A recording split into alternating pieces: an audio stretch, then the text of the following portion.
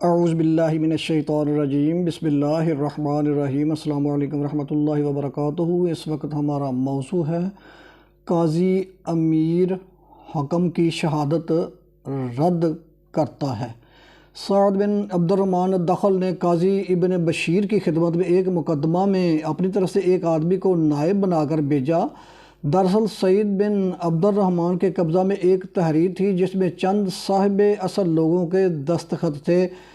دستخط کنندگان میں سے سارے لوگوں کی وفات ہو چکی تھی، صرف امیر المؤمنین حکم اور ایک اور آدمی زندہ تھے۔ یہ دوسرا آدمی سعید بن عبد الرحمن کے حق میں لکھی گئی تحریر کی گواہی تو دیتا تھا، مگر کچھ دنوں بعد اس کی بھی موت واقع ہو گئی۔ ادھر تحریر سے متعلق مقدمہ وقت کے ساتھ ساتھ پیچیدہ ہوتا جا رہا تھا۔ ایک دن سعید بن عبد الرحمن یہ نوشتہ لے کر امیر حکم کے پاس گیا اور اس میں امیر کے دستخط دکھلائے جو اس نے اپنی خلافت سے پہلے اپنے باپ کے عہد حکومت میں کیے تھے۔ سعید بن عبد الرحمن نے امیر کو یہ نوشتہ بطور یاد دہانی دکھلایا تاکہ قاضی کے پاس جب نوشتہ جائے تو وہ اسے نافذ کرے اور اس کو باطل قرار دینے سے گریز کرے۔ امیر حکم اپنے چچا سعید بن عبد الرحمن کی بے انتہا تعظیم و توقیر کرتا اور ان کی باتیں قبول کرتا تھا۔ اس نے جب وہ نوشتہ دیکھا تو کہنے لگا، چچا جان، ہم اب شہادت دینے کے قابل نہیں رہے۔ ہم دنیاوی چاہت میں جس طرح سے ٹوٹ پڑے ہیں اس سے آپ بخوبی واقف ہیں۔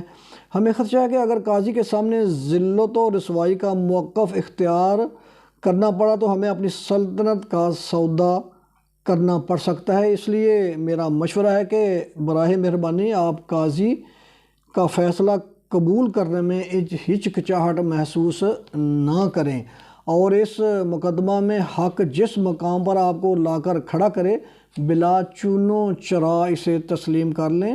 ہاں، البتہ اس فیصلے سے آپ کو جو کچھ بھی کمی محسوس ہوگی اسے ہم بخوشی پورا کرنے کو تیار ہیں۔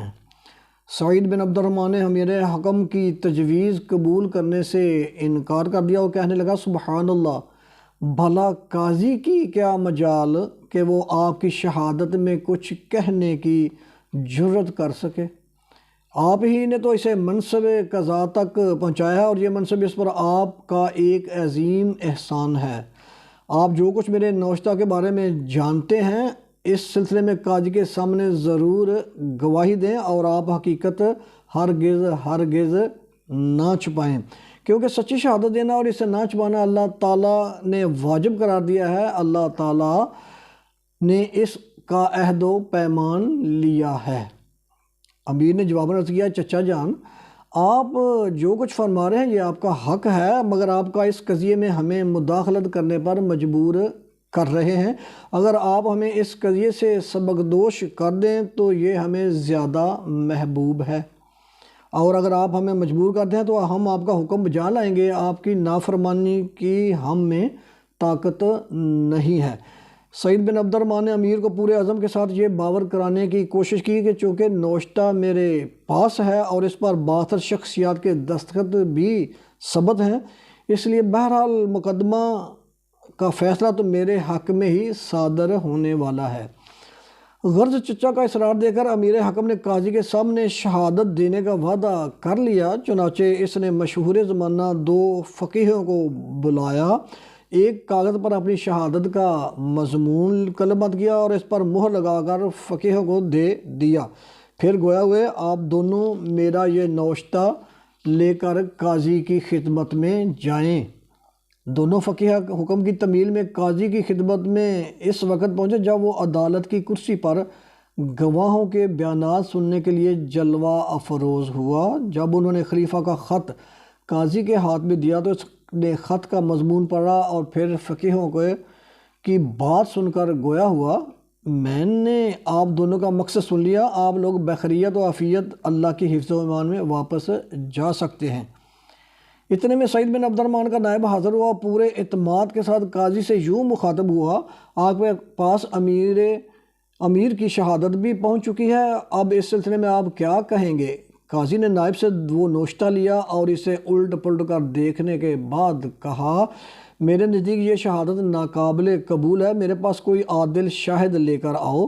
یہ فیصلہ سنتے ہی نائب گھبرا سا گیا اور جلدی سے سعید بن عبد الرحمن کی خدمت میں پہنچا اور حقیقت حال سے آگاہ کیا۔ جب سعید بن عبد الرحمن کے کانوں سے قاضی کا فیصلہ ٹکرایا تو گویا اس کے پاؤں تلے سے زمین کھسک گئی۔ فوراً سواری پر بیٹھا اور امیر حکم کی خدمت میں پہنچ کر یہ ویلا کرنے لگا، ہماری سلطنت چلی گئی، ہمارا رعب و دبدبہ زائل ہو گیا۔ اس قاضی کی یہ مجال کہ آپ کی شہادت کو بھی ردی کی ٹوکری میں ڈال دے۔ سعید نے امیر کو مزید اکساتے ہوئے کہا، اللہ تعالیٰ نے آپ کو حکومت سونپی ہے اور اپنے بندوں کے امیر کے طور پر